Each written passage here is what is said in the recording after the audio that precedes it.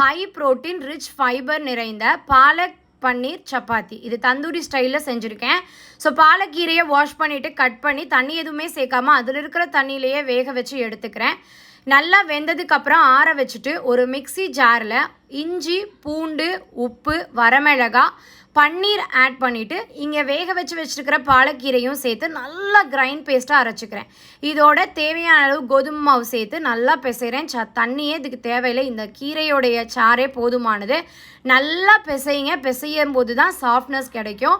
லைட்டாக எண்ணெய் தடவி கடைசியாக ஒரு 5 மினிட்ஸ் கழித்து சப்பாத்தி மாவாக வார்த்து எடுத்துக்கிறேன். கோதுமை மாவு மேலே தூவி எடுத்திங்கன்னா செம்மையாக சாஃப்டாக தேய்க்கும் போதே சாஃப்ட்னஸ் தெரியும்.